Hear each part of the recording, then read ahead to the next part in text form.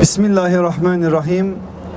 Kıymetli kardeşlerim, Cennetül Mualla'nın önündeyiz. Bu isim bize ait bir isimdir. Cennetül Mualla deseniz Arapların hiç kimse bilmez. Burası Makbaretül Ma'alat diye bilinir Araplar arasında. Ama Osmanlı burada yatan, başta Hazreti Hatice olmak üzere o İslam büyüklerine hürmeten burayı böyle isimlendirmişlerdir. Cennetül Mualla diye.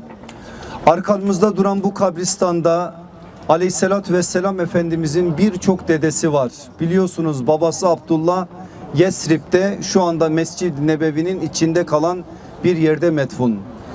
Abdülmuttalip burada.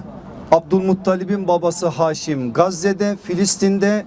Onun dışında Adnan'a kadar olan Efendimiz Aleyhisselatü Vesselam'ın dedelerinin tamamı burada metfunlar. Efendimizin Mekke döneminde doğan ve Mekke döneminde vefat eden oğlu Kasım ile Abdullah burada metfunlar. Hatice anamız zaten buranın en önemli ismidir. Onun dışında Hazreti Ayşe annemizin ablası olan ve gerçekten de hicrette ve diğer hadiselerde çok farklı bir yeri ve konumu olan Esma validemiz, Esma binti Ebu Bekir'in kabri de burada. Esma anamızın oğlu ki bizim bu seneki umremizin aslında temel menzilidir. Biz buraya İbn Zübeyirleşmeye geldik. O İbn Zübeyir, Abdullah İbn Zübeyir, Allah ondan da babasından da ebeden razı olsun, o da buradadır. Ve daha binlerce isim burada metfundur. O salihler ta İslam tarihinin ilk döneminden itibaren burayı kendilerine kabir alemi olarak seçmişlerdir. Allah onlara böyle bir ikramda bulunmuştur. Kıyamete kadar da daha nicelerini burası sinesinde saklayacaktır. Hatice anamızı burada anmamız lazım ki şu anda biz onun misafiriyiz inşallah. Eğer kabul buyurursa Türkiye'den gelen evlatlarıyız biz onun. O müminlerin annesidir. Biz de onu anne olarak biliyoruz. Eğer o bizi evlat olarak kabul ediyorsa analığın bir gereği olarak, anaya olan vefanın bir gereği olarak şu anda da onu yanı başında birkaç cümleyle anlamak, hatırlamak durumundayız. Aleyhissalatü vesselam Efendimizin ilk eşidir. Efendimiz evlendiği zaman onunla 25 yaşındaydı. O da 40 yaşlarında. 2 tane peygamberimizden önce evlilik yapmış. Bu evlilikten de 3 tane çocuğu olmuş bir halde peygamberimizle hayatını birleştirmişti. Hatice anamız 15 yıl nübüvvetten önce, 10 yıl nübüvvetten sonra 25 yıllık bir hayatın, bir evliliğin sultanı olarak Peygamber sallallahu aleyhi ve sellemin hanesindeydi. O 25 yıllık hayat onlarca hatırayla dolu hayattır. Hatice dediğiniz zaman radıyallahu anha sözün bir başı başlar, bir başı başka yerlere doğru gider ve siyerin birçok tarihini siz Hazreti Hatice anamızın üzerinden öğrenmiş olursunuz. Ancak sadece şu kadarını söyleyelim ki Allah Resulü ondan sonra, Hatice anamızdan sonra kaç tane evlilik yapmışsa da hep Hatice annemizin yeri bambaşka olmuştur. Ve dayanamamıştır bir gün Ayşe anamız şu sözü söylemek zorunda kalmıştır. Ya Resulallah, Allah sana Hatice'den daha güzelini, daha gencini, daha hayırlısını vermiş olmasına rağmen sen hep Hatice Hatice deyip duruyorsun. Senin bu Hatice demelerin bitmeyecek mi? Allah Resulü aleyhissalatü vesselam Ayşe'sine, Hümeyra'sına şunu söyleyecek. Ey Hümeyram diyecek, Allah bana Hatice'den daha hayırlısını vermedi. Her kapı benim yüzüme kapanırken onun kapısı bana açıldı. Her yüz benim yüzüme ekşirken onun yüzü bana güldü. Herkes beni her şeyden mahrum bırakırken o malını, mülkünü, servetini benim ellerime bıraktı. Söyler misiniz Hatice'den daha hayırlısı mı var? Hatice anamızın değer ve kıymetini Efendimiz böyle ortaya koyuyordu. Biz biraz önce Cin Mescidi'nin orada fetih ordularının içeriye girişini söyledik. 10.000 kişilik ordu oraya doğru ilerlerken Allah Resulü aleyhissalatü vesselam birden devesinin yönünü bu tarafa doğru çeviriyor. Bura mıntıka olarak ismi Hacun'dur. Hacun mıntıkasına doğru geliyor. 10 bin insan meraklı bakışlarla sallallahu aleyhi ve sellem Efendimiz'i izliyor. Acaba Peygamber aleyhissalatü vesselam ne yapacak? Hacca ya da umreye ait mi bir şey söyleyecek? Başka bir hüküm mü ortaya koyacak? Herkes bu merakla dururken Efendimiz devesiyle buraya doğru geliyor. İniyor bineğinden, Hatice anamızın kabrine doğru yürüyor. Kabrinin başında duruyor. Dakikalarca orada gözyaşı döküyor. Kabrinin içerisinde olan yol arkadaşı için, 25 yıllık hayat arkadaşı için orada istiğfarda bulunuyor. Dakikalar sonra sahabe, ya Resulallah çadırınızı nereye koyalım? Evinizde mi konaklayacaksınız dediği zaman, Akil bize ev mi bıraktı sözünü orada söylüyor. Arkasından eklediği cümlede şu oluyor: Hatice anamız buradayken, yani onun kabrini göz işaretiyle gösterirken, başka yerde fetih çadırına ihtiyaç mı var dercesine çadırını Hacun mıntıkasında kurduruyor. Fetih günlerinde tabir caizse Allah Resulü aleyhissalatü vesselam Hatice anamızın misafiridir burada. 17-18 gün burada kalacaktır. Fetih işlemleri için, fethin tamamlanması için Kabe'nin içerisine girdiği zaman yaşlı, beli bükülmüş, elinde baston olan bir yaşlı kadın gözüne ilişiyor.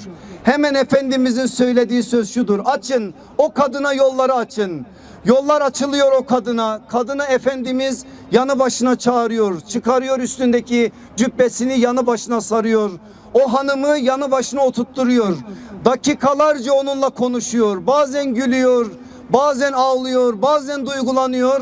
Ayşe anamız da o manzarayı seyrediyor. O hanım daha sonra çıkıp gittikten sonra hemen Ayşe anamız Efendimizin huzurundadır. Ya Resulallah neydi diyor, siz o kadına çok ilgi gösterdiniz. Kimdi o kadın diye soruyor. Allah Resulü sallallahu aleyhi ve sellemin sözü şu oluyor: o Hatice'min arkadaşıydı. Nefise binti Münye'ydi. Onunla Haticeli günleri konuştuk. Yine mi Hatice diyor Ayşe anamız. Allah Resulü sallallahu aleyhi ve sellem Hatice'yi yine orada vefayla anıyor. Sadece bu kadar da değil. Medine'de olduğu günler kapı çalınıyor. Anında yerinden kalkıyor Efendimiz. Bu kapı çalışı Hale'nin kapı çalışına benziyor. Bu Hale'dir, umulur ki Hale olur diyor. Açılıyor kapı, Hale içeriye giriyor. Hale Hatice anamızın ablasıdır, kardeşidir. Sallallahu aleyhi ve sellemin vefası. O vefa sultanına karşı böyledir. Ayşe anamızın yine anlatması, ne zaman diyor Medine'de biz kendi evimizde bir koyun kessek, koyunun en iyi yerini Efendimiz ayırır. Şu Hatice'nin akrabalarının payıdır. Gerisini siz nasıl dağıtırsanız dağıtın diyor. Hatice'sini yine böylelikle anıyor. Böyle anılması Hazreti Hatice'nin risalet davasına sahip çıkma noktasındaki ortaya koyduğu o büyük kâmetidir. 10 yıl boyunca peygamberin arkasında bir dağ gibi durmuştur. O dağ devrildiği zaman, yani o vefat ettiği zaman Efendimiz kolum kanadım kırılmış demiştir. O devrildiği zaman Taif'ten dönerken başkalarının himayesiyle ancak buraya girmiştir. O anaların anasıdır. O peygambere 6 tane çocuk doğuran anadır. O malını, mülkünü, servetini, neyi varsa risalet davası uğrunda feda eden bir anadır.